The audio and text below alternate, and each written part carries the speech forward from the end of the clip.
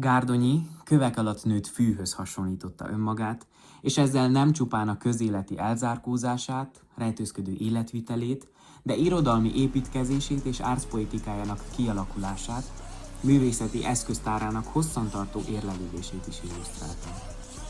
Gárdonyi nem sorolható egyetlen irodalmi körhöz sem. Hiány volt a kor haladó irodalmára itt jellemző, nagyvárosi polgári háttérnek, művészete korai szakaszára jellemző, gyermekkora élményeiből fakadó, természetesnek vélhető, népi tematikát és hangvételt pedig nem érezte igazán magáinak. Ahogy Juhász Gyula fogalmazta meg Gárdonyi helyét az irodalmi panteonban, ő nem utóda senkinek, és őt nem is igazán utánozza senki. Nyitottsággal fordult a legkülönfélébb irodalmi formák és írói csoportosulások felé.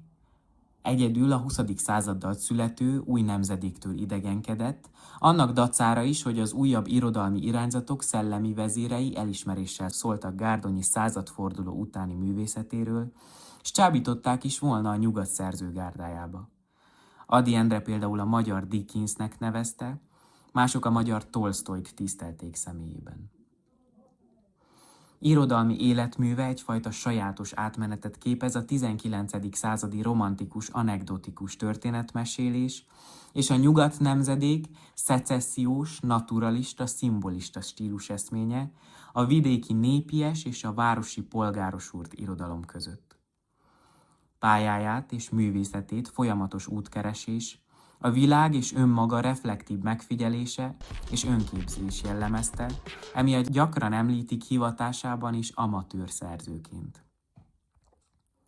Személyiségével és szerteágazó érdeklődésével összhangban művészi pályáját is tematikai formai kalandozás, filozófiai, ideológiai irányváltások jellemezték. Gárdonyi sosem nyomja meg a tollát. Nem is ír. Ő, mint álomlátó, mint a valóság rémes álmának könnyekben mosolygó látnoka, szinte maga elé beszél. Bár éppen nem a látomások hevült s hangos nyelvén, hanem csak halkan, nyugodtan. Mondata sosem lihegpíti a módra, hanem inkább meleg, domború, lassan lélegző emberi kebelhez hasonlatos ez a mondat, melynek szóbordái alatt a szív hevesen dobog.